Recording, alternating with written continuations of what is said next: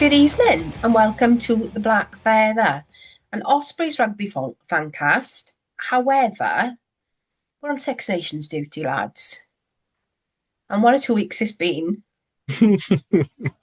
Yeah, I kind of wish the Ospreys were back playing again, to be fair, because it's pretty painful, isn't it, at the moment? Bit of a nervous giggle that was, wasn't it?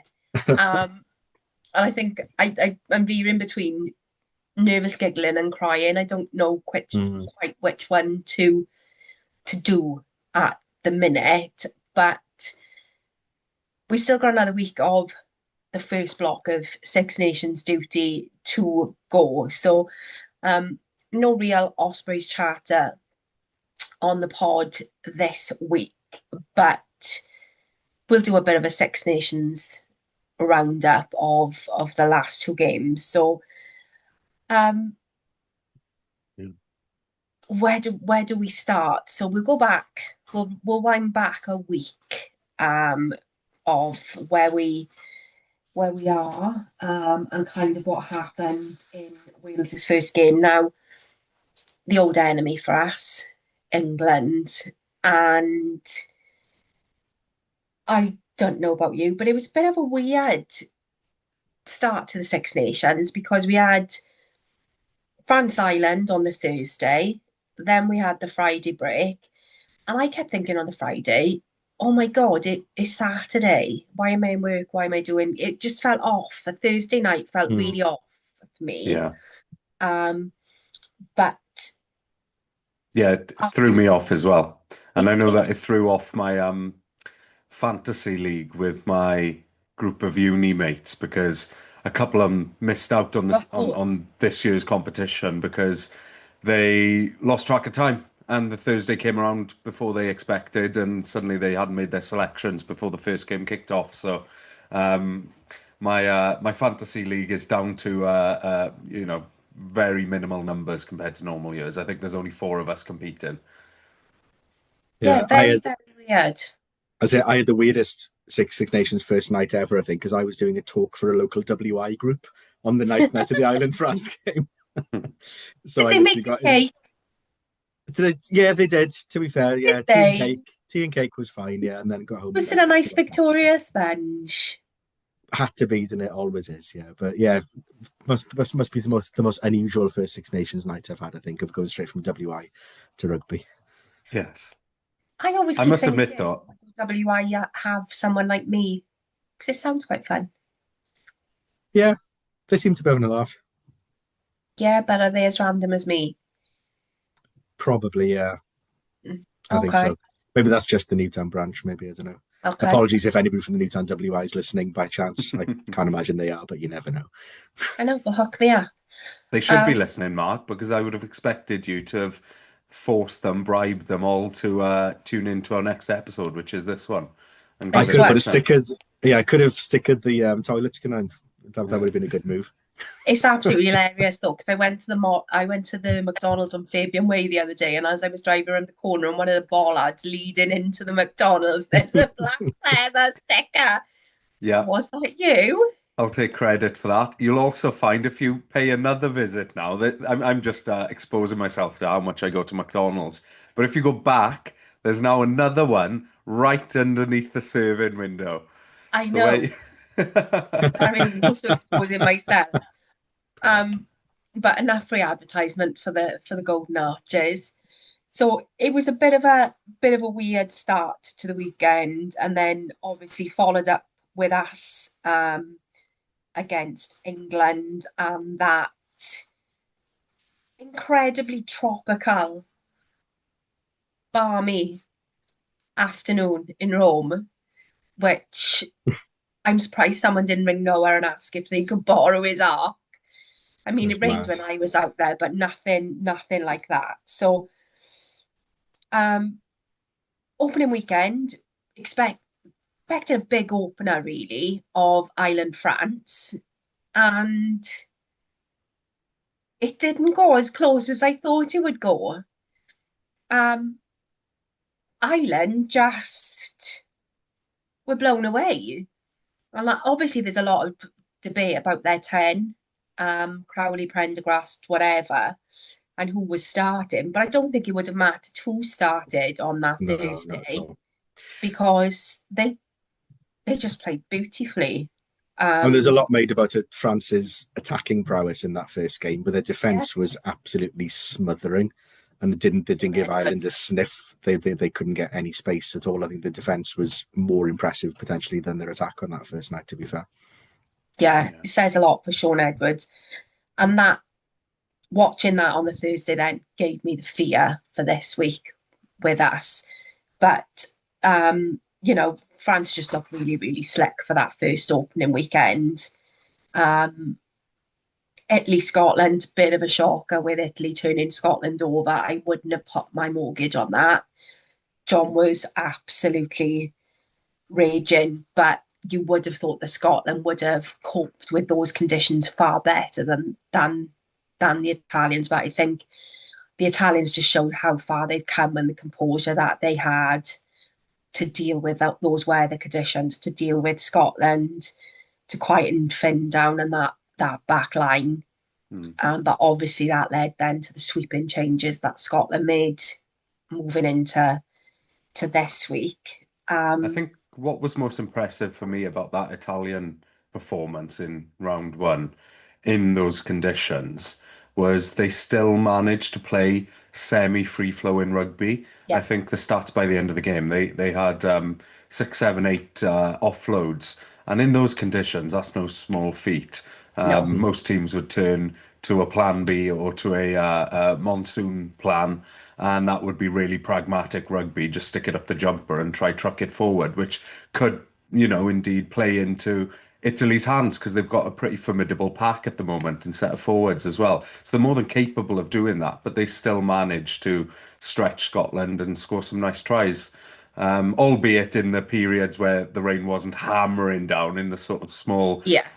breaks, the first 20 minutes where it eased off a bit, and then there was a period in the second half as well. But yeah, I didn't take my Italian jersey off that weekend. I was going to wear my Italian, I say mine, it's way too big for me now because I'm um, obviously a lot, I say a lot, I'm a couple of close sizes smaller this year than I was last year. Um, so that has gone to John now. That's John's Italian jacket now, but I do love that jacket. So I would have been with you, Rod. I would have had it on, you know, had it not looked like I was playing dress up. Um, and then that takes us to England, really. Never an easy Mm. visit to go to Twickenham. We knew it wasn't going to be simple.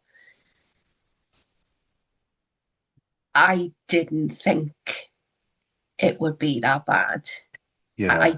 I genuinely didn't. I thought the score would be that bad. In fact, I thought the score could have been worse. But I Oh, didn't way think the worse. performance would be that bad. And that's what no, was really hard to take. There was yeah, nothing in that performance. Usually you can pick through a defeat and there's Glimmer or a this or green. that. There's a little element here or there that you can build upon for the week after. But there was just in every facet of the game we were dominated. Men versus boys, isn't it? I don't think I ever yeah. heard that phrase chucked around as much as I had last week. We looked a class below, a few classes below that England side. It wasn't an easy one to take. I've forgotten all the Absolutely. detail of the game, I must admit. Yeah, When you're watching a game like that and it's so oh miserable, it's really hard to pay attention, isn't it? Discipline. I've never come so close to turning a game off as I have in that one. mm, Discipline was piss poor. Like the amount of yellow cards was yeah. awful. But then that's the Um, only way we could actually stop them, wasn't it? The only way we could stop them was by infringing. So to be infringing. fair to them, that's the only way they could actually stop the surge that England had on us. And yeah, and we paid them. Yeah, and I Yeah. don't mean this disrespectfully. It wasn't a great England side playing either. I know that scoreline would think that it would be wow, they were amazing, but the reality is they easily left three or four tries Yeah, on the table, so it could have been far, far worse than it was. I We think just England played when they needed to, didn't they? they didn't really. Yeah. I think it was said in commentary they didn't get out of second gear. Really, they played when they needed to put the points on the board Yeah. when they were there for them. Yes, they left a lot out there as well. But if they'd really wanted to turn the screw, then it could have been another 20, 30 points more. Oh God, yeah. And if they'd been more disciplined themselves and they'd been more accurate themselves, then it could have easily been a 60, 70 pointer, couldn't it? Yeah, like I watch live and then I'll always go back and watch as well. And then that's when I kind of put my notes down on paper. And I've kind of written here, wow, we don't seem to have any defence, attack, or set piece. Discipline is such an issue. And I don't think, and I put penetration, which I was not reading one of my smutty romanticy books. And I was thinking about that. That sounds like a really dodgy Channel 5 program, doesn't it? Really bad, doesn't it? But there was just nothing there. We had, I think it was 8 or 9 penalties in the first 20 minutes. That's what you're targeting for the whole game. That's not what you're targeting for the first quarter. So mad. That was insane. Our scrum was awful. Our line out was shocking. And it was just stupid things like Derby with the no tap on the tap and go. It was just insane to watch. I bet he's never done that probably since under 8, where he's forgotten to actually tap the ball. It's just a complete moment, wasn't it? In the heat of the moment of that game, with us being absolutely pounded. Just showed where the whole team's heads were probably by that point, to make such a basic error. Yeah. They were just fried by that point. I've even written down, who knew rock bottom had a basement? Because I just didn't think we could go any further. And again, I think, LRZ at fullback wasn't awful, but it wasn't great. He was, there were points when he was quite exposed. He plays there for Bristol, but I think there's a massive difference of playing for club rugby up to international level when that's not exactly where your wheelhouse has always been. And they kept smothering him quite a lot, under those high balls. So easily could have been 20 odd points more on us than it was, Well, it's a slightly positive, a slightly biased rather positive from the game was probably Deeves's cameo. He was as busy as you'd expect him to be, and showed well. I think he was disappointed probably then to miss out on this weekend after coming on and positively impacting the game the way he did. Really did. Yeah. And I loved it that someone referred to him as the Pontyclean Honey Badger. Someone messaged me and said, can't wait to see the Pontyclean Honey Badger coming on. And that just tickled me greatly. Absolutely did. He needs to adapt some of the Nick Cummins sort of one-liners and little catchphrases and make them Valley centric, Valley, yes. Yeah. So that was kind of week 1. We ended up very firmly at the bottom of the table. We are in wooden spoon territory, But looking at it then, I suppose before coming in, our hopes for the tournament were that we win one game, and we were looking to target Scotland and Italy. After that first week, I was just like, we're fucked. We're literally screwed. And it's tough because going into it, to myself, I sort of thought, if we are going to get a win, it's probably going to come when there's a lapse in focus, in judgment from another team that underestimates us. So I could almost see it coming, that win against one of the better teams in the tournament, when they just think they've got it over on us. I didn't think it would come against Italy or Scotland because they'll do their preparation. We're more sort of at their level. If you're going to split the table into two sort of halves. We're more on their level, aren't we? So that they're going to adequately prepare for us, you'd imagine. So since we've got both Italy and Scotland coming up now in the next few weeks, I can't see us getting a win against them. I No. think Scotland this weekend, after their performance last weekend, England are the old enemy, aren't they? For us and for them. Yeah. So the Calcutta Cup is always one of those, like they've won 5 out of the last 6. So if you're putting your betting money on it with them at home at Murrayfield, you know where my money's gonna go, if I'm being honest. But that first sort of 25, 30 minutes, Scotland were quite clearly in the driving seat on Saturday. Dominant. Yeah. You know, it just goes to show where Scottish rugby is, that there wasn't a single Edinburgh player that was picked for that. It was all Glasgow and what's his face from playing out in France or whatever. But for me, again, Finn Russell is he's just sublime. That fly squat pass that he did was just outstanding. I've watched it about 7 times now. And when Finn's on, he is on.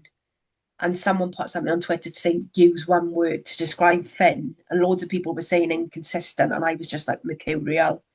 Because when he's on, he is on. So I loved watching that with John. We were both there in our Scotland shirts, quite happily, like cheering away for Valentine's Day. But the scary thought now is that they had a bit of a wobble against Italy in their first game. They've come back quite clearly swinging against England with 11-point difference is not anything to be sniffed at, really, is it? And they played really well. So I think if they do their analysis this week, then there are certain things that they are going to be able to take advantage of, then, shall we say, like that 13 channel. They're going to be able to take advantage of that. But we're getting a bit ahead of ourselves. So Ireland, Italy. Ireland were lucky. Really lucky. Definitely. Italy backed up the performance the week before, didn't they? In previous seasons, Italy have struggled to back up one decent performance. The following week, they'll sort of, drop off a little bit. The levels will fall off. Whereas this weekend, they continued at the same level as they played against Scotland. And, that forward pass, we've seen those given as tries many, many times before, where they look at the position of the hand and whether it's going backwards and all that kind of thing. We saw in our game against France, quite a few of the French passes looked as if they drifted forward, but then you talk about the position of the hand and whether it's, the hand is facing backwards. I think the hand was backwards, the ball ended up forwards, but then that's apparently the science of it and it's okay. So very, very unlucky to have that not given. And Italy again played some lovely rugby, like you said, Rod, against Scotland as well. They played some really, really nice stuff, and they've clearly got an identity now. As much as we haven't got an identity to our game at all, Italy clearly have got an identity. Yeah. And for me, that identity is turning into one of set piece dominance.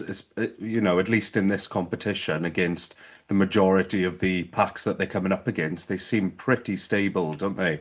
And I think that speaks to the maturity of the pack.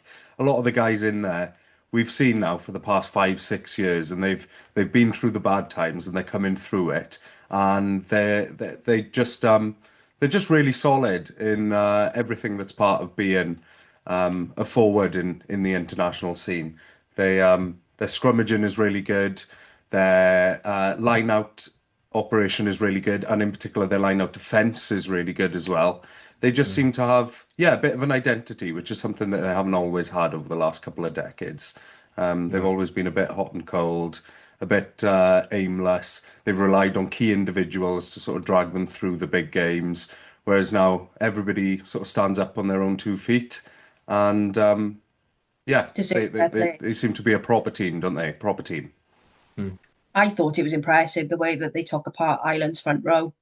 Yeah. Their scrum seemed really, really solid. And normally that's an area for Ireland that's pretty strong when you look at the people that have gone before in that front row.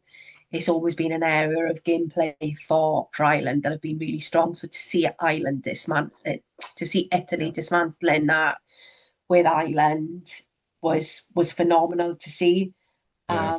It's the first time in many years that we've seen Ireland have this period now of sort of rebuilding. Before they've managed to bring in players just to sort of make that rebuild a little bit smoother for them. They've been able to slot in players quietly while others have sort of retired or whatever.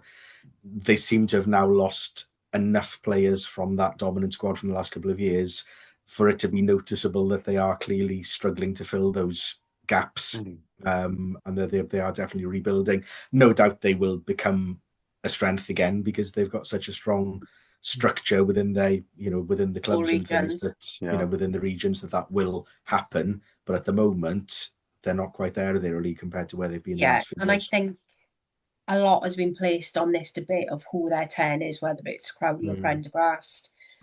You've got Crowley, who's the far more experienced 10, solid in defence, manages a game better. But then with Prendergast, he's very attacking, but his defence, if you look at the stats and the missed tackles that he's got from the weekend, it's appalling.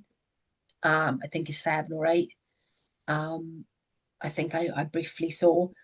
So I think neither one have got, if you could put them together, then that is your mould of your Ronan O'Gara and your Johnny Sexton.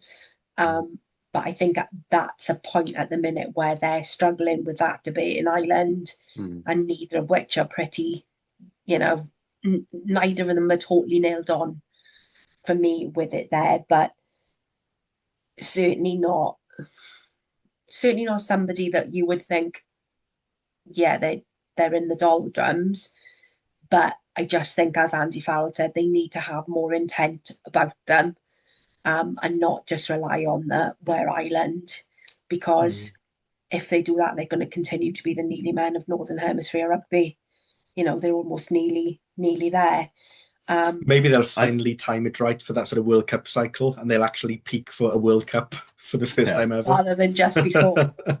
Yeah. Well, they've got to make some decisions now, then, really, haven't they? With that in mind.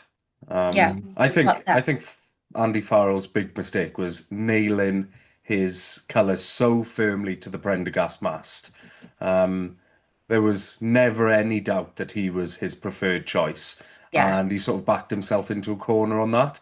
And now, if he makes the change halfway through a tournament, halfway through a World Cup cycle, after investing so much time in Sam, he's going to look a bit silly. So I think he feels like he almost needs to just keep persisting. Because I think the product that you see on the pitch being produced by both of those fly half options, there's no question as to who should be pulling on that starting jersey.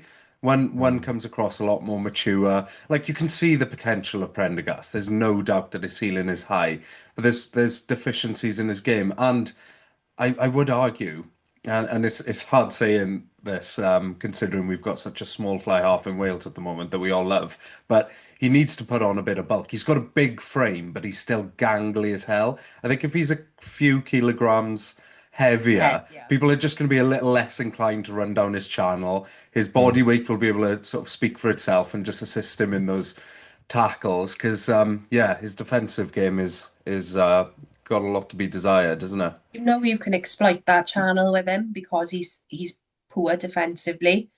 And if you can spot that, then all day, every day, you're going to go down that channel. You are. It's an area to kind of concentrate on and exploit.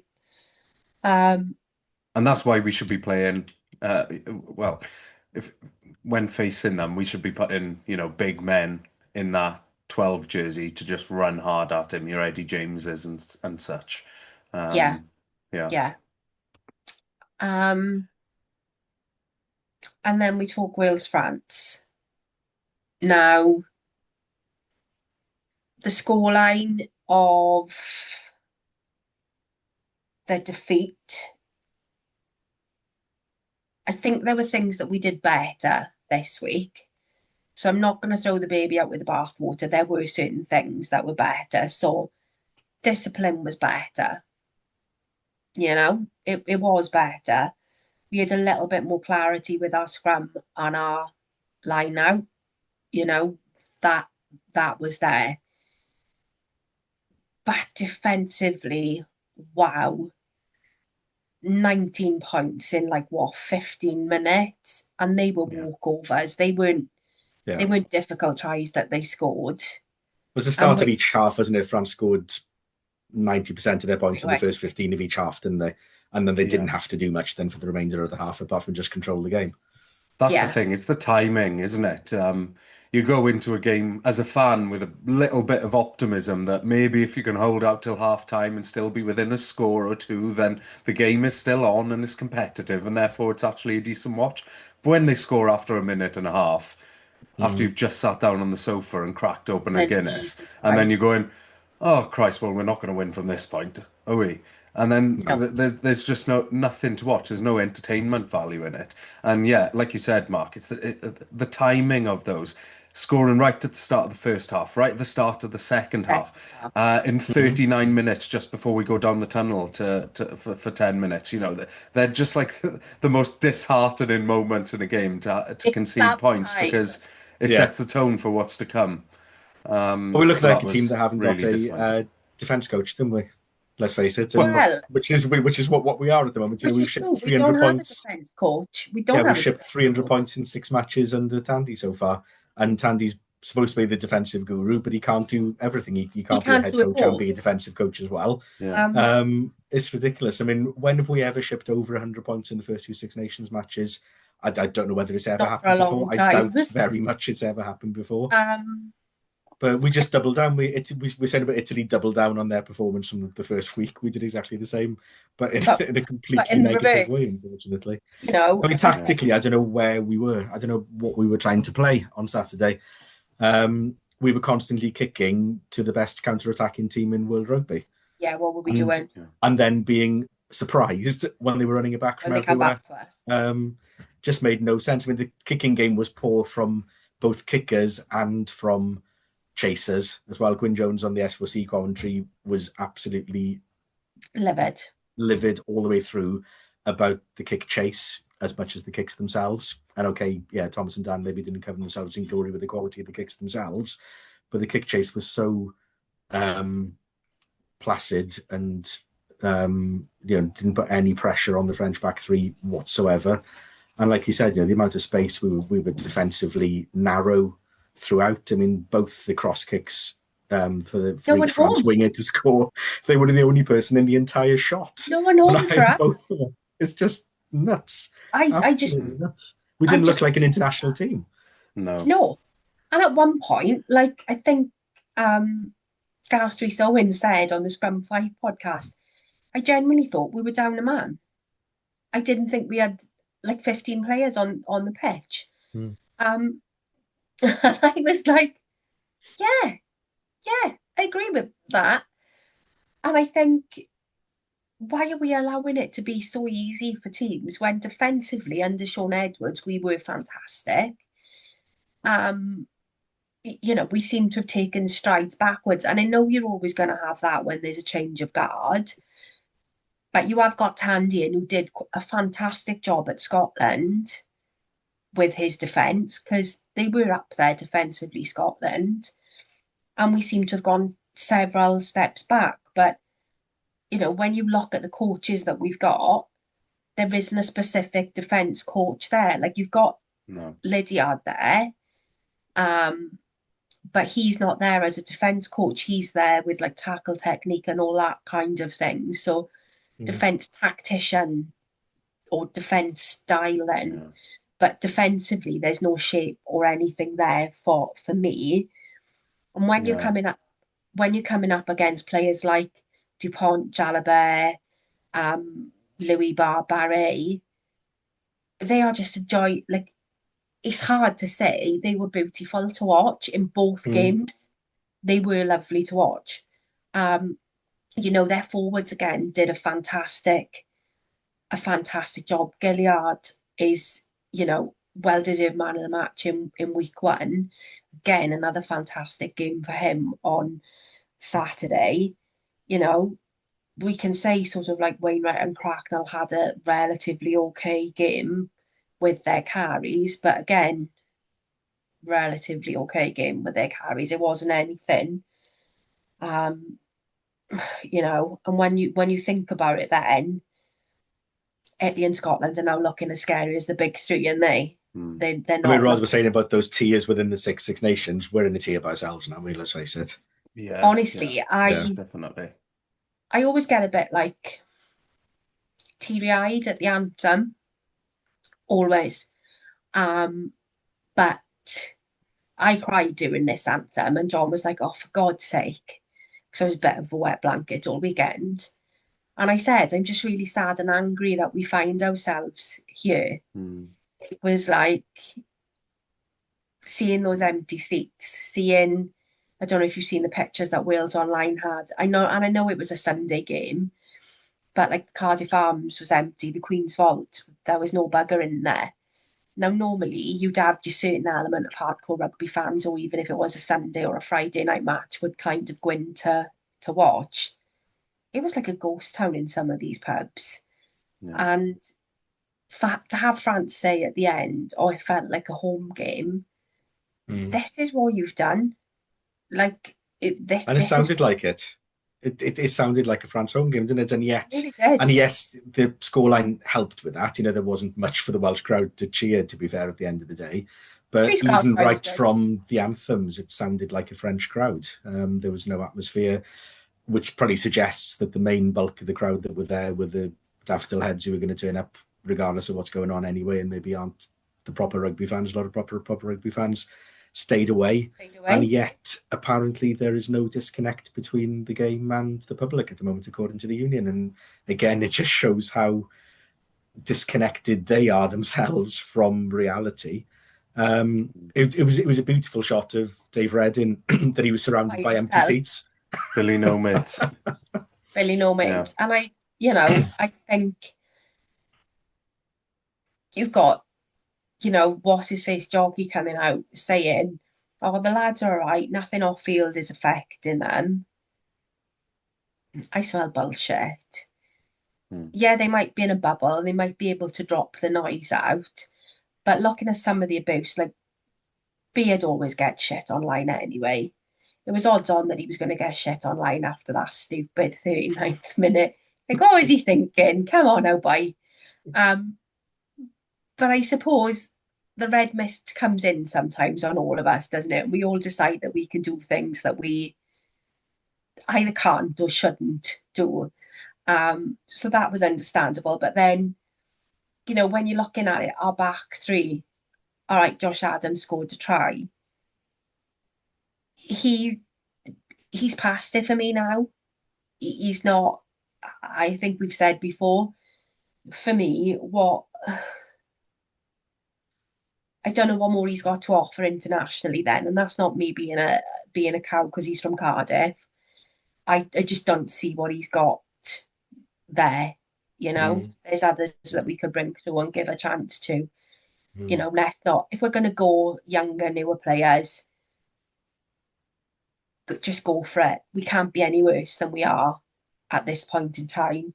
The back three need to be better. Again, defensively, just so many gaps, and defensively we didn't seem to be able to deal with it or process it or have the rugby brain on the pitch to make the changes as players on the pitch.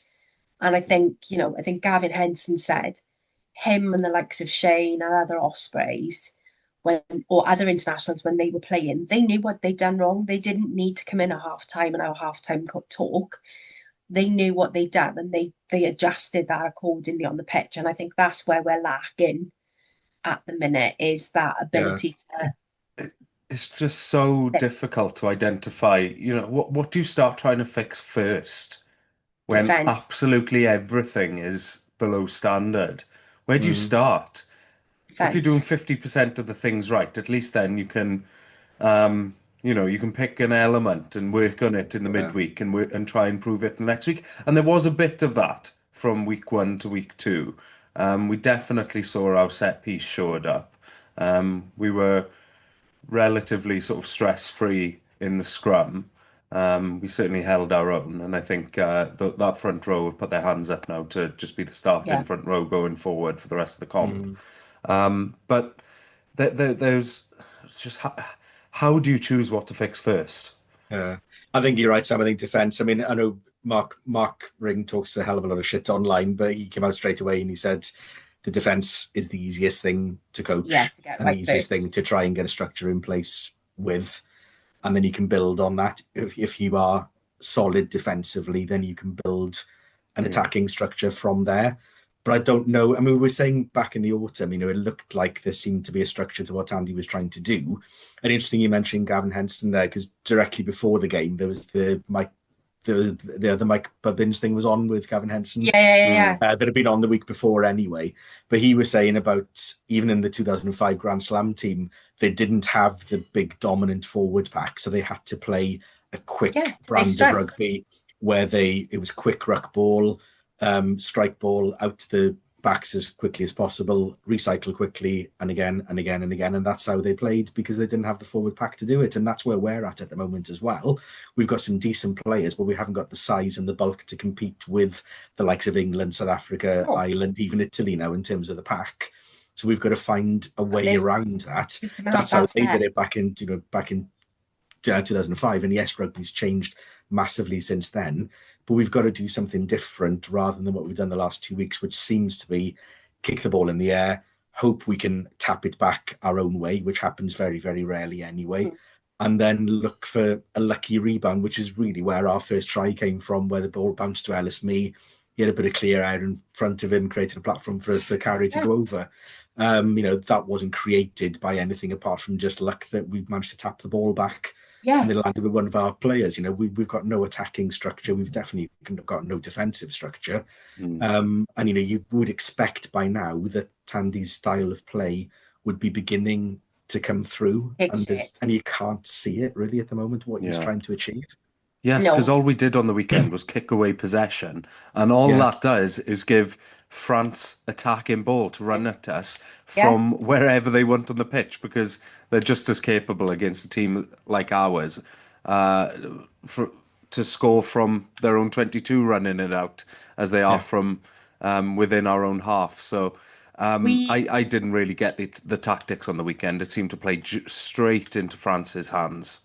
Mm-hmm. we try too hard at points to Yeah. play, and sometimes when you're in those positions, it is keep the ball in the hand, go through your phases. Hmm. Very much ball up jumper, and I think we could have come away with something if we'd have just kept our cool and gone through the phases. We just gave stupid possession away. And there's, a lot of hate online that's been thrown towards, players. I've seen a lot thrown towards Dan Edwards. Um, you know, as as far as I'm concerned, we can't blame the players for where we are at this point in time.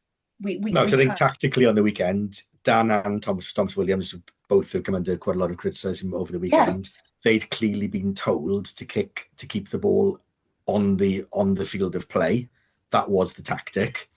yeah, It would have made far more sense in certain positions. When we were trucking it up, going absolutely nowhere, then you can still kick purposefully at that point. You can still kick to the corner. You can gain ground. There is a purpose to kicking, which can actually benefit the team. But clearly, the tactic for us was to keep the ball on the field of play, like Rod said, which makes no sense whatsoever against a counter-attacking team like France. But then those halfbacks then are coming under the most criticism, and clearly that was what they're being told to do. and for me, with the age of Dan, if you're on the field and you know that that's not working, you know what, back yourself. better to ask for forgiveness than permission. So if you can clearly see that that's not working, empower yourself as that 10 to think, do you know what? I'm going to try something else. Which is something he does when he's in the comfortable environment of the Ospreys, isn't it? He feels like he's got that license. He knows the boys around him. He knows their capabilities. And he's just a bit more willing to push the boat out. We saw a bit of that in the autumn. I think we've seen a little bit less now as the pressure has increased a little bit. I don't want that taken off him. I don't want that taken away from him. He's like 21. And I think he has got that ability. And I say it time and time again, and I'm pig sick of saying it. I think he's got the ability to be a Finn, where he can have the confidence to shake it off. If something goes wrong on the field, just be like, yeah, okay. But then he's also got the moments where he's capable of magic. Yeah. And if you are a bit of a maverick, you are subjected to more scrutiny than most, aren't you? Yeah. You'll have good days, you'll have bad days. Like you mentioned Finn. For a long time, he wasn't regarded in the way that he is now. He had his really strong supporters who thought he was the bee's knees, but you had lots of people as well who were in the camp of, nah, but he's just too inconsistent, blah, blah, blah. I think the general consensus amongst most rugby fans now is that he is pretty world-class. He's one of the best, isn't he?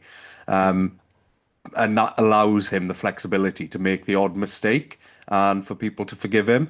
But we're so harsh on our 10s in particular in Wales that at that early stage, it only takes a couple of poor choices and suddenly you're stripped out of the team. Then your confidence is rocked and you've got another half-developed fly half in the pipeline who never really gets to take the reins. How many of those have we got sat in pubs in Wales now, probably sort of crying into their beers thinking that could have been me. And it's so easy to be an armchair critic. You're not there, you're not pulling your boots on or strapping up or go into it. So one good point I did see made online, and it isn't often on X at the moment where you get a point made which is actually relevant or decent. But somebody made the point about Dan playing with a ball carrying 12 rather than a battering ram 12. Yeah. And in the Ospreys he's used to having Keith Cognisinger, Owen Watkin playing off him, who are strong players who've got plenty of carry forward. If they get the ball on the back foot, they can still make ground potentially. Whereas he's now playing with Ben Thomas, Hawkins outside him. If they aren't, they haven't got the same go forward as what Dan's used to. They might be taking the ball on the back foot and then ending up further back than when they first started. So it looks worse on the pass that Dan's given to an extent as well, because it looks like he's made a bad pass to them potentially, and that's why they've ended up back where they are. It's a different style for him to try to get used to, playing with that second ball playing centre, a sort of a second 10. And why not try a ball carrying 12? We've tried the ball playing 12 for a long time now with Ben Thomas and now Hawkins. It's not working. No, why not go back to, like Scotland have got, Finn's got Tupelo outside him. He knows that if he gives the ball to him, there's a fair chance they can end up over that gain line. Why not give Dan that ball play, that battering ram 12 that can do a similar job for him as well? I'm not a rumour monger, and I wasn't going to mention this. What? I told you lads beforehand. That's a lie. I don't share rumours. If what I'm told just before we came on air is true, then Dan is not going to feature on Saturday. He's been told to have a break and have a holiday. So whether that is something that is they're changing the style of play for Saturday, or whether he's had a bit of grief on social media and it's thought that it's best, I don't know. But it will be interesting to see what happens and how those cards fall with team selection on Saturday. I would love Deepsy to be out there. I really would. I thought he was, when he came on for those last 20 minutes against England again, thought he was banging. I swear to God, if you give him his chance, that boy will run rampant. Just give him a go. And we need a proper 7 to get that quick ruck ball. We need a proper 7, which is why we're missing Jack terribly. Deeves is the ideal replacement to play that Jackling 7 There's going to be a nuisance everywhere. But sadly, I think we're more likely to see James Botham coming in maybe on Saturday. Plumtree, God, I hope not, no, but you never know. not.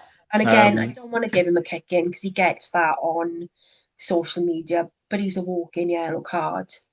Like, why haven't we called up Ross Moriarty? I don't know, I don't understand. But there's lots going on and off the field at the minute, and thought it was really, really interesting that I did see a fair number of Ospreys fans wearing their Osprey stuff at the ground. And I'm not sure whether it's Dewi's father or his granddad. He was speaking to him after the end and he got caught on camera and he had his Ospreys hat on, his Ospreys gear on. Go on, Mr. Lake Senior.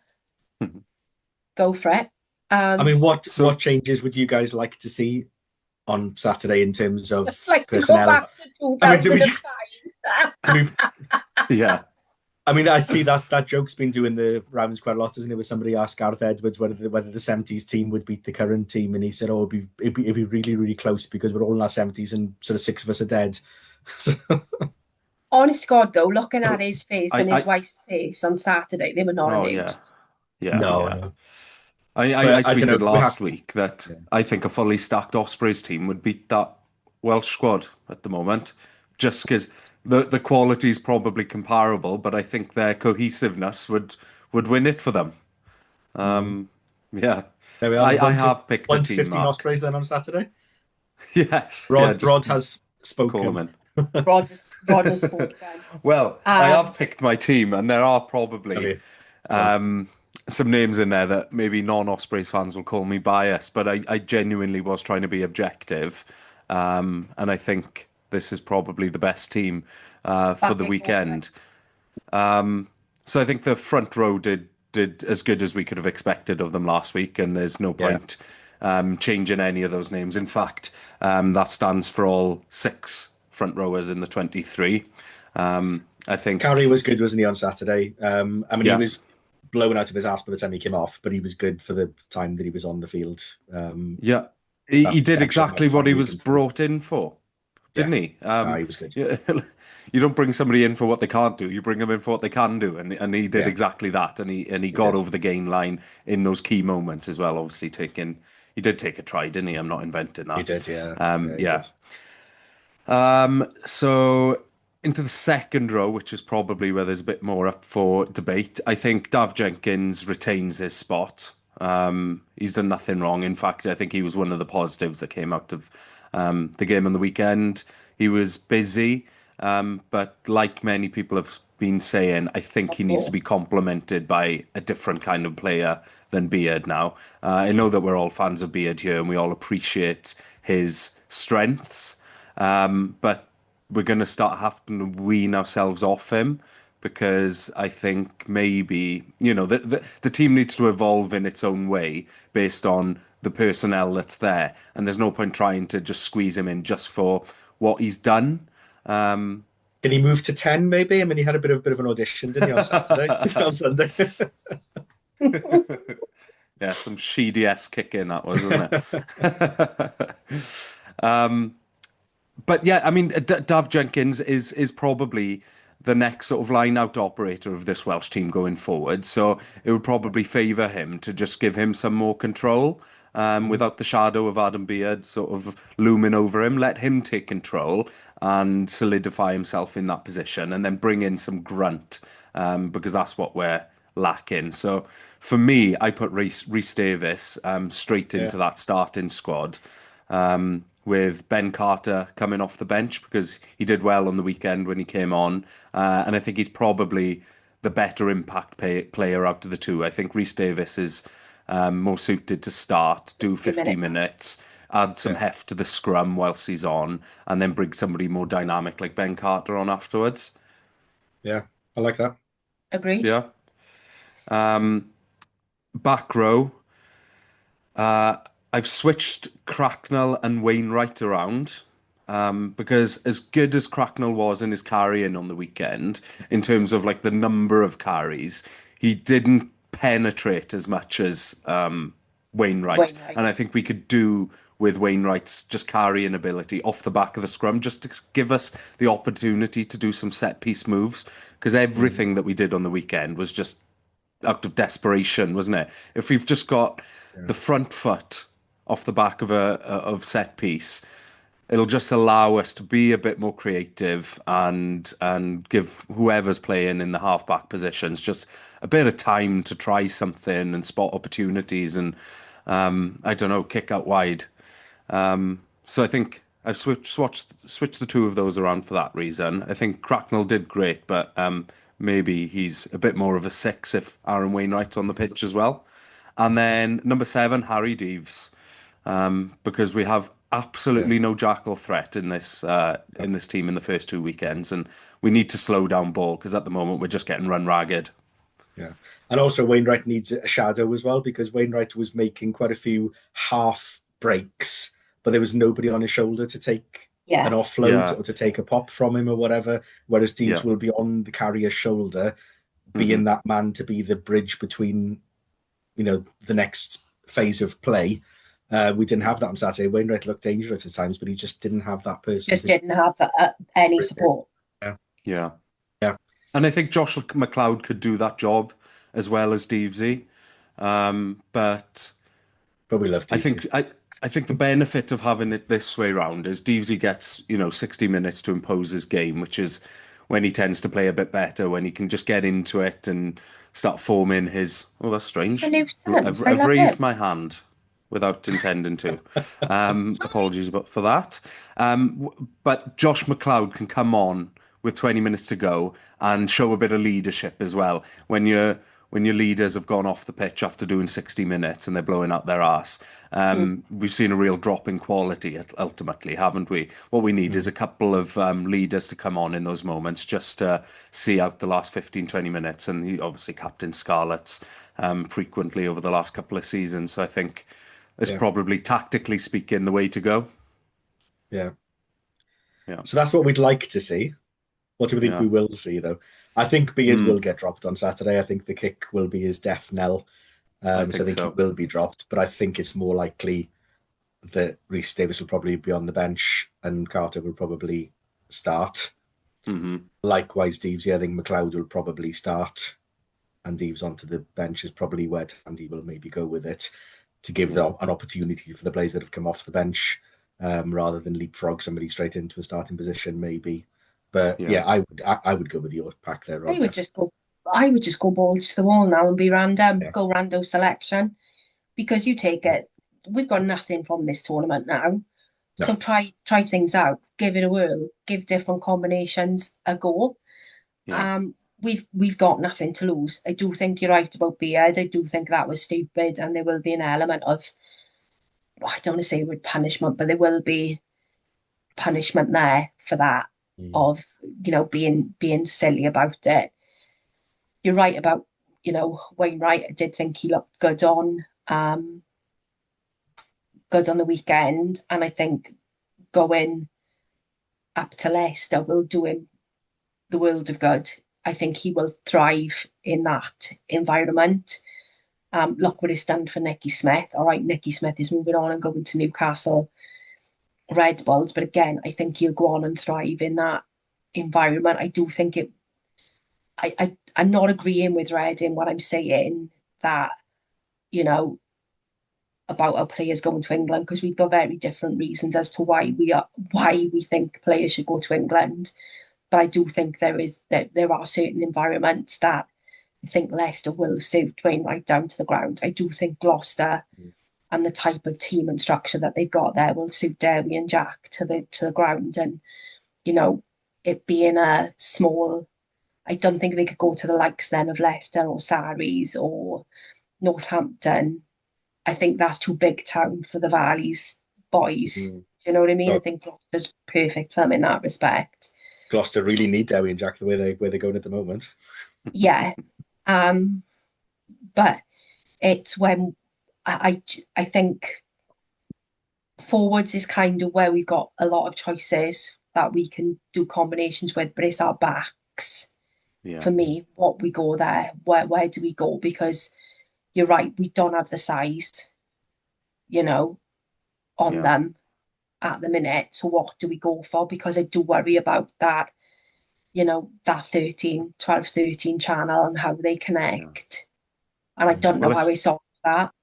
let's start with the halfbacks because I've chosen to stick, but I think there probably is fair justification for twisting um, for both players for different reasons. I think Thomas Williams could probably do with having a bit of a fire lit under his ass because he's not transferring his club form to the international stage at the moment. His kicking's a bit off, his passing's not fast. I know it's difficult under the conditions and under the circumstances, but maybe by There's taking no that starting nipping at place this off stage. him, it might just prompt him to, I don't know, Yeah. buck up his ideas. Dan Edwards, I'd be in favour of sticking, and that's more than just loyalty. I think we just need a consistent period now. Somebody needs Yeah. to be given the jersey for a year or more, Yeah. without threat of taking it away, just to allow them to get to know the team. So I've stuck. Are you in Yeah. agreement? Yeah. Jared We Yeah. was don't good want when he to. came on. Yeah, we don't want another Costello situation, do we? Where we've got a No. player whose confidence is ripped to shreds by being in and out of the team, by being a scapegoat for the Welsh rugby public. And I don't know whether Costello would be next in line potentially to come in on Saturday, or whether they go Jared Evans with a bit of experience. But we can't have this merry-go-round constantly at No. 10.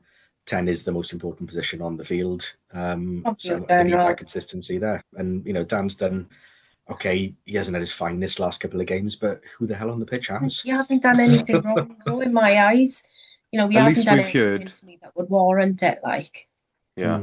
At least we've heard from the horse's mouth now that they don't see Joe Hawkins as a fly half option. They do see him as a centre option, which at least Is better. reduces that list by one.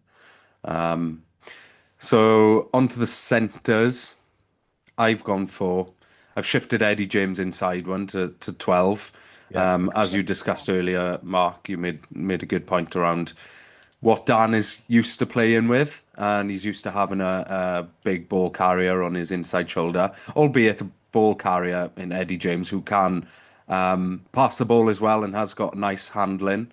But I think it's a position that Eddie James is more familiar with playing for a start, which works in his favour as well. But it's mixing it up, isn't it, a bit? And He's a it good gives the player. opportunity to bring Owen Watkin in the 13 jersey, which I think is critical. That's the main motivation, really. Eddie James is a really good player, but we're not using him to his correct Strengths. position and to his strengths, but we're not playing to his strengths at the moment. And I think him at 12 would be a different proposition to what he's been at 13.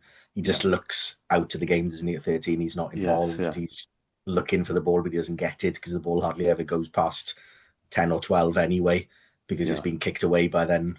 And Watkin has to play on Saturday. Yes. Simply has to. Yeah.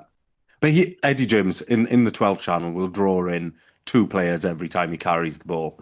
And that'll just make things a little bit easier out wide. It'll pull players towards the centre field. And just give our wingers a chance to hit a weak shoulder, to try and skin somebody on the outside instead of constantly. It feels like every time our wingers get the ball, when they do, which isn't often, they're forced to just cut inside because they're at risk of getting isolated because we're so off the pace. So I feel like that move there and introducing Owen at 13 could really just change the dynamic, both of how we attack, but also how other teams defend against us. Definitely. And then a bit like the 9-10 combination, give them the shirts then for the next 5 games, 6 games, 10 games, whatever it might be. Let them build that combination of 9, 10, 12, 13, which we've been chopping and changing with for so long. Give them the shirts for the next 2 campaigns, whatever it might be, and let them build into those roles. So I'd be in favour of sticking with Zammit in the 15 jersey for the time being. It's incremental, but it feels like each game so far he has felt a little bit more comfortable in that position and has come a little bit more into the game. So I think he certainly hasn't done anything so disastrously wrong yet that warrants stripping him of that jersey and shifting him onto the wing or something. He's in the starting 15 regardless, isn't he? Because he's just got that X factor. But I think we stick with him in 15. Likewise, I think Ellis Mee has proved his worth over the last couple of games. He chases hard. I think it's just all about how we set up behind him and how we support him in his ball chasing, because at the moment we're getting that wrong. He's getting his hand to the ball, he's knocking it back, but then the defensive line hasn't set properly behind him, and teams are just scoring against us on broken play immediately after. So I don't think he's at fault there. I think it's how the team is setting up around him. I think that's what you want from a winger, is just to be getting up there and making things difficult. We're just not exploiting the crumbs that are coming off that. So I think he retains his jersey. Like you said, Sam, I think Josh Adams is out for me. So the question that's up for debate is who goes on to the other wing. We got Grady, we got Tom Rogers, who we haven't seen so far. Blair Murray, obviously, who featured a lot over the last year and a half, but seems to be out on his arse a bit at the moment. I put Mason Grady in there. Yeah, likewise. I would have gone for Grady. I'm not averse to a bit of Rogers, but I think at the minute on form, Grady is it for me. I just think we've got to use this, and I know we keep saying it, but we've got to use this time to tinker and try and shake off that public perception. I think we need to take the weight of the public off. I think the players are being held a lot to account at the moment for failure to fill seats, to do this. I think it's an easy scapegoat to hang on at the minute, that you're not attracting the crowds and you're not attracting the support because of the performances on the field. And I think that's an easy thing to say at the minute, but we as the Welsh rugby public need to realise that this is where we are at this point in time, and we've got to give people the ability to either come into their own and for us to tinker with the team to see what works and what doesn't work. You take it, going back 15 years ago, we nearly beat France in a Rugby World Cup semi-final with 14 men. We can get back to that, but we've got to seriously think about what we are doing in Welsh rugby at this point in time. I don't know, I obviously don't speak Welsh, but I saw a subtitle version of Ken Owen speaking to Sarah Elgin on S4C, saying we are at a crossroads in Welsh rugby and we have to get it right. Because if we don't get it right, that is rugby in Wales gone. Yeah. It's gone. The fact that the Welsh FAW have employed Ken Owens, the sheriff, to be part of their structure, and the Welsh Rugby Union haven't, blows my fucking mind. It blows my mind. I mean, we've talked a lot, Sam, over the time of this pod as to what's the worst period for Welsh rugby ever. And we've been sort of saying, are we here now? And we've said, maybe the late 90s was worse, maybe the 80s was worse. I think undoubtedly now we are there, aren't we? We are at rock bottom in terms of what I've experienced of Welsh rugby in my lifetime. And, I'm 52 years old now. This is the worst it's ever been. I've never known a string of 6 defeats where we've conceded 300 points. That's an average of 50 points a game over a 6-game stretch.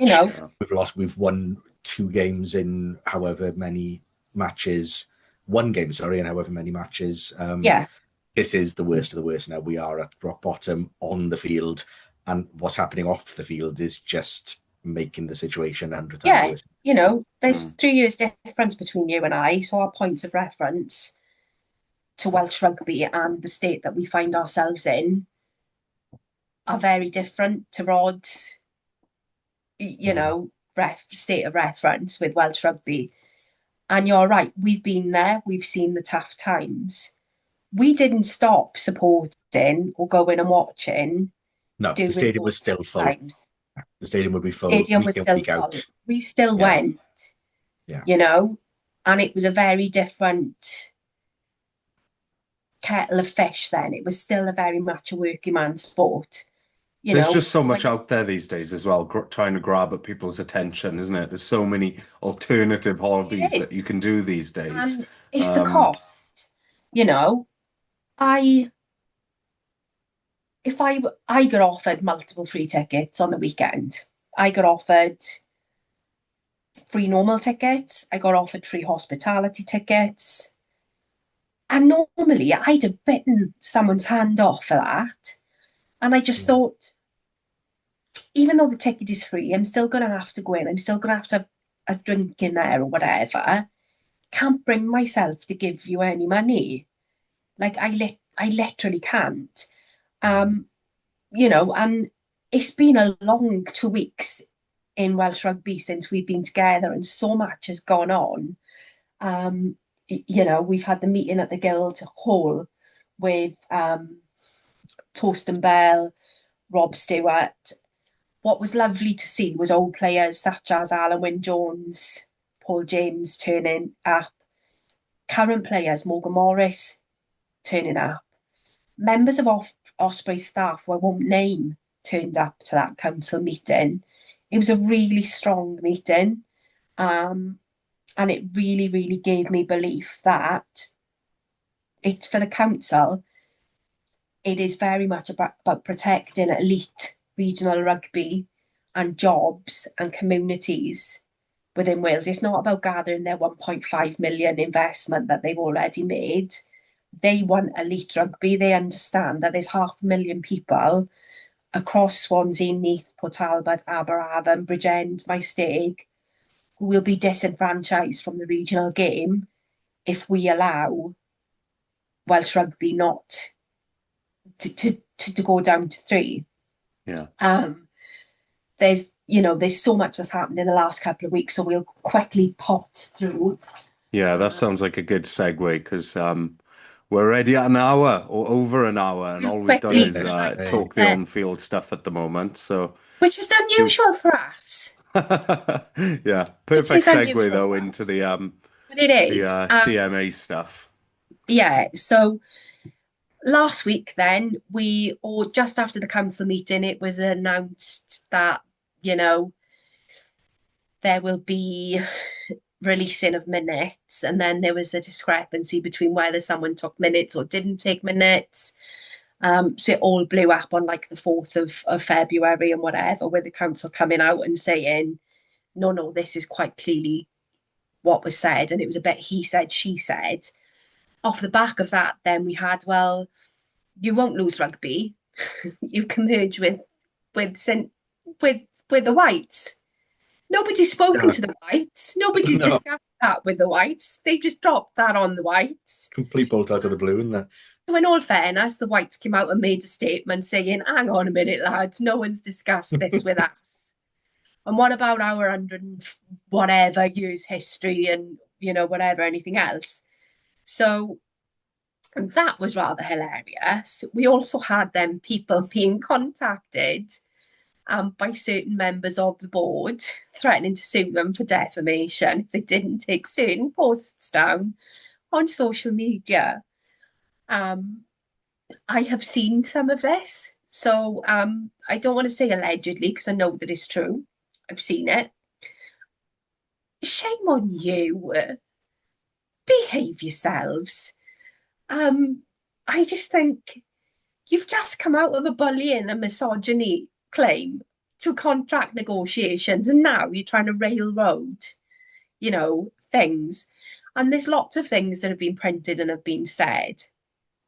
You know, I'm putting my OSC hat on. I was quite enraged on the weekend with a Wales Online article about OSC and Abby meeting us and stuff, because I've seen the receipts about what's been happening in the background of that. That article was full of bullshit. We've got stuff that we could put out where it was quite clear that we'd asked for a meeting and we were told it wasn't, it wasn't necessary. We didn't need to worry. They met with CF10 because of XYZ. So there's certain elements of untruths that are being put out there in the press. And then you've got articles dropping about Ian Goff being a bus driver. He's not a bus driver. He's got a property portfolio. He just happens to drive his kid's school bus because he's bored. It's like, so I was very much like, wow, this is turning into a pretty fascist dictatorship. Mm. You're trying to control the narrative like Mussolini did during the Second World War. This is very Big Brother's watching you. And then we had Hayley doing a fantastic letter. She's a founder and CEO of Go Compare. Knows her rugby stuff, coming out and putting her head firmly above the parapet. Like, guys, this is like bobbins. You can't do this. This is, this is nuclear. We can't. There are questions that need to be answered. They're in front of the Senate committee next week. So all that's going on. But I thought it was quite telling, the BBC coverage on Sunday.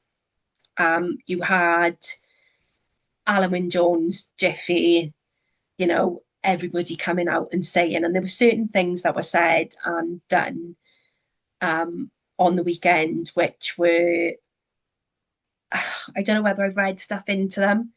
So when Alan Wynne-Jones was saying about Tandy being a defence coach and saying, I just hope they let him pick his own coach. So I think, is that element of controlling who goes where and who gets employed at play there? Or is it a case of there's contracts and people can't be released as yet? Or is it a case of there's that element of we want control over rugby?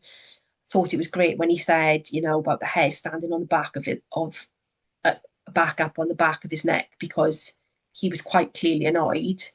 And I thought he went about it in a really diplomatic way. Again, Jeffy doing commentary was like, this is ridiculous, this number of regions and blah, blah, blah. So there's still quite a lot that's going on in the background. But I think the thing that broke my heart most was Dewi at the end saying, I hope the public stick with us, as if he was taking full responsibility of those unsold seats at the ground. And there is just so much noise going on off the field at the minute that I can't see how it's not getting through that bubble to them and how that's not affecting them. Yeah, and I do think there's serious questions that need to be asked. And then today, Swansea City Council have come out batting again, saying that they've gone ahead and asked the marketing affairs people to look into. You're on mute, babe. Apologies, I was just butting in to say that they're called the Competition and Markets Authority. Authority, yeah. CMA. So the CMA to look into it about the way that the deal has been handled, because again, everybody is turning around and saying the way that this has been dealt with has been so cloak and dagger, so behind closed doors. We need to know more. Then they're rolling out John Manders, who did like another article in Wales Online saying, the abuse that people are getting is a disgrace. I've seen banter and funny bits and bobs and a few digs online, but I've not seen anybody be really, really, really spiteful online towards anyone. So I think if you're in that job and you're doing that, then you've got to take a certain element of that on the chin. You've got to put your big girl pants on and kind of go with it. You're making uncomfortable decisions. It kind of goes with the territory. But I think it's really strong, and the legal team that the council have appointed are filled with some pretty hard hitters. The barristers' chambers that they're appointed are pretty good. They're shit hot. I've looked into this Competition and Markets Authority, CMA stuff, just to understand what their remit is and what exactly they've been asked to investigate by Swansea.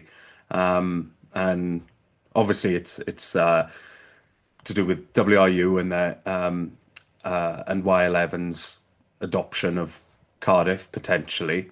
But what their remit actually is, I mean, what they don't care about is sort of the things that we care about: the history, fans feeling, how much silverware we've got in a closet. It's competition law is what their remit is. So they'll be asking questions like, is this anti-competitive? For example, is one ownership group controlling multiple teams? Are the WRU favouring certain regions over others? Are they artificially reducing the number of competitors? If the answer to that is yes, then they can intervene. Equally, they'll be asking, is there abuse of dominance? So the WRU is the governing body and sometimes an owner. The dual role can be problematic if it blocks fair bidding, if it rigs licensing, or if it favours its own commercial interests. So those 2 points, I think we can all agree that there's certain thresholds that certainly need to be investigated for both of those questions, whether there is, malpractice. That'll come to light, hopefully. But yeah, that's essentially what their remit is. So they're not going to be asking the questions that, that we want to be answered necessarily, but they will be looking at that corporate level competition sort of law. Yeah. Yeah. And I do think somebody needs to look at it. Yeah. Chris Morris. The bad news on that is, sorry, Sam, is that these things often don't go anywhere, from what I understand. There'll be a screening, and if they decide there's enough evidence, they'll continue. But at that stage, most cases seem to die. But if it does progress, then there'll be in the investigation, then there'll be a bit more of a in-depth investigation, and then there's the outcome, and the outcomes could be either they block the deal, they approve with conditions, or they approve fully. Yeah, but they're not often successful. It's worth iterating. It's disruptive. Exactly. It's disruptive. Yeah. And I think, coming out and saying, but we've got the support of the Welsh public. No, you don't. You've got the support of certain elements of the Welsh public who are, there's quite a number of people now like to come for me on a regular basis. And you know what I've started going back with? Gifts of Pinocchio. Or someone somewhere's pulling their strings. Or I go back with, you're a real boy now. And it just, I just can't be asked with it anymore. You know what I mean? It's, you can make a U-turn in your decisions, but when someone like Sam Warburton makes a change of their decision, thinks actually 4 is a good idea, then he gets castigated for that. And then, like, I tweet something last week and somebody like waded in on me about Jamie Roberts, and I was like, this is nothing to do with Jamie Roberts, what I tweet. It's about someone else entirely. It's not even relating to a player. And there's 2 schools of thought. Like, I tweet something yesterday to say no Welsh player should ever have to apologise for unsold seats. And said, like, lads, this is not on you. This is down to the Welsh Rugby Union.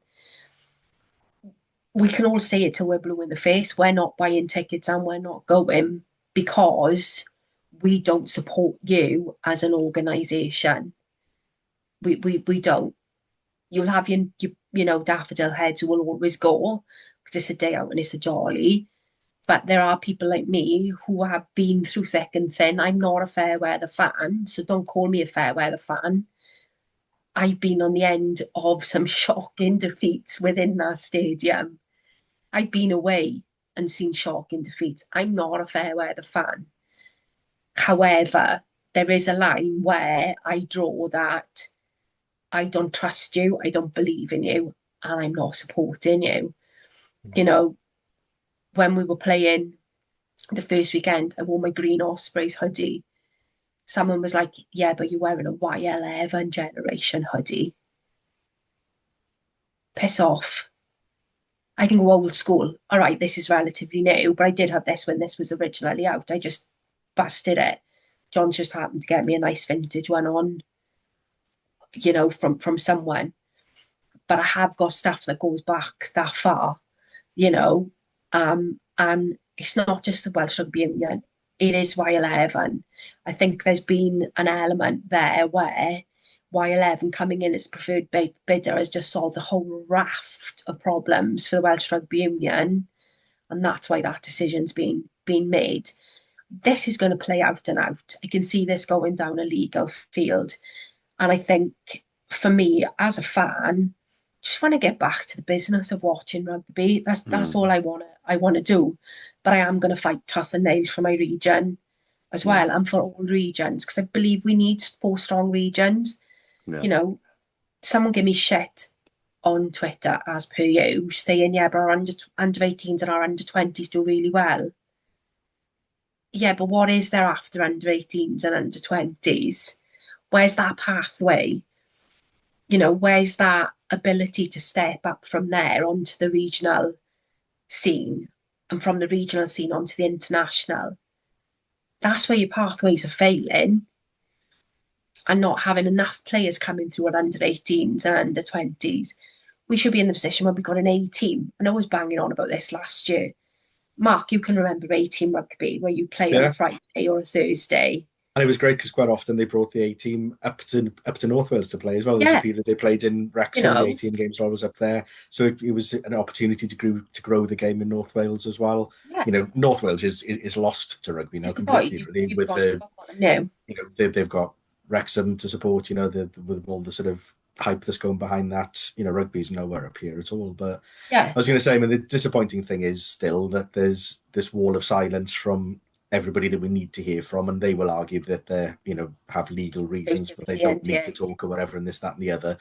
But the WRU wheeled out Manders on Sunday to kind of go and bat for them. He's one of the old brigade or whatever who's completely out of touch with the rugby public, and that clearly came through in the comments that he made pre-game on Sunday.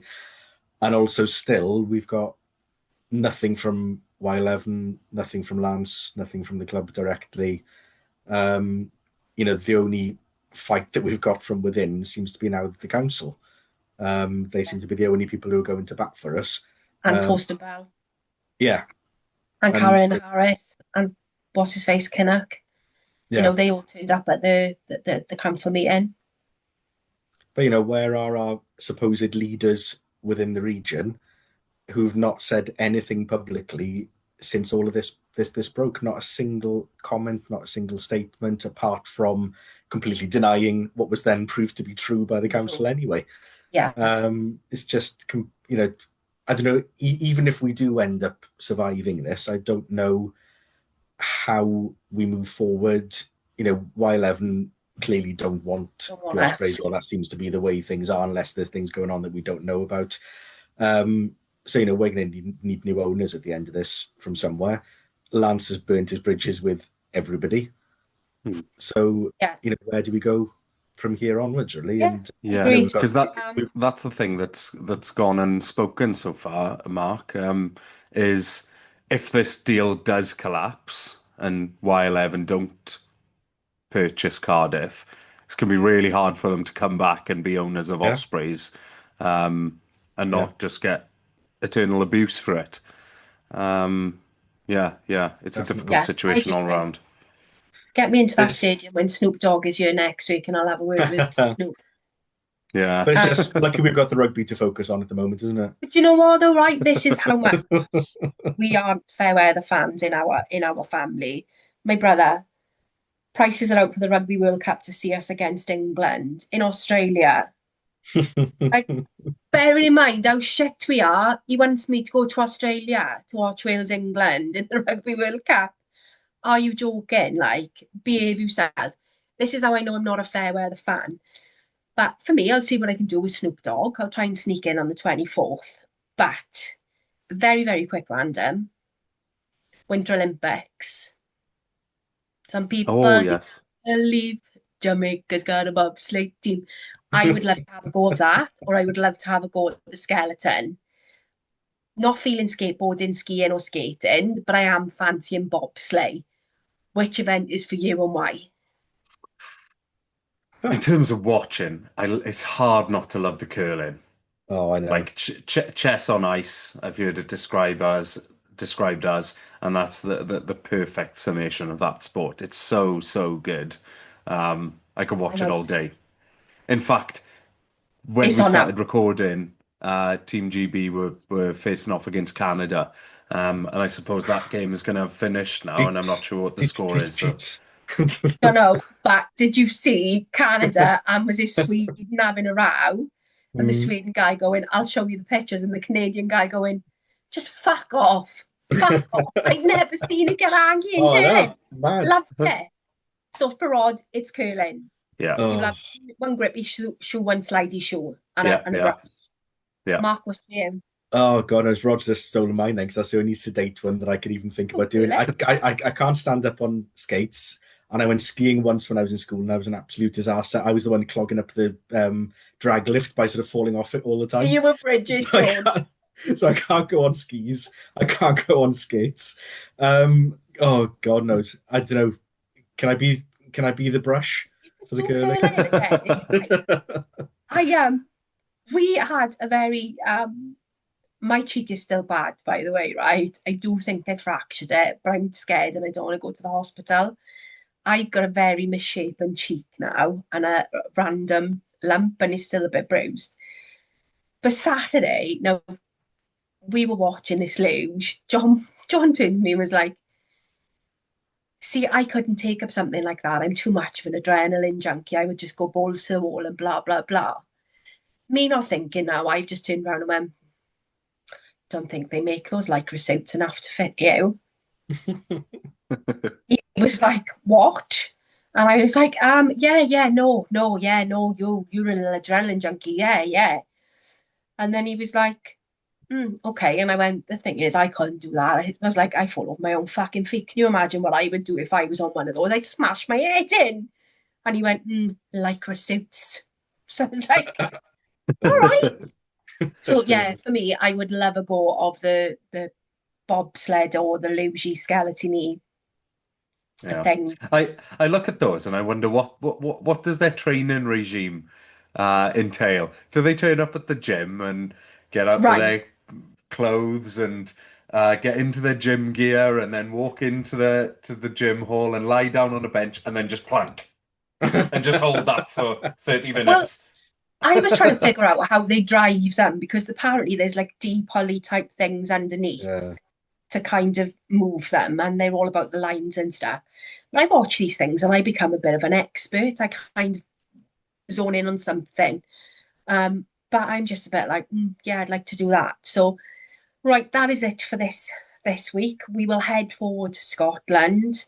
I will try and find a little centre of calm in Manchester for me to watch it. I just want it to be better. I don't even care if we improve just 1%. I just want an improvement. But from me to the lads, I love you. I love you all. I love what you're doing. I love that you keep getting up and going out there.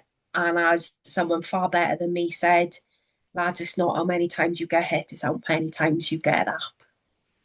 And you always have my heart because you keep going there, and I'm going to start crying. You just keep getting up, lads. We're there on our sofas. We may not be in the stadium, but we are there on our sofas. And I'll be out in the Aviva in a couple of weeks' time. But you have my heart for all time. Every single one of you. Even the ones I don't like. You know? But go well against Scotland, lads. And that is us for this week. And I'll do a calm down because I'm going to Manchester. I don't know what that was. Meant to be someone like Oasis. Isn't that Liverpool calm down from the old Harry Enfield sketches? Yeah, all right. Got it wrong. Exposed. Anyway, cut that out, Rod, and I'll see you. We'll see each other next week. Have a good week. See you guys. Bye.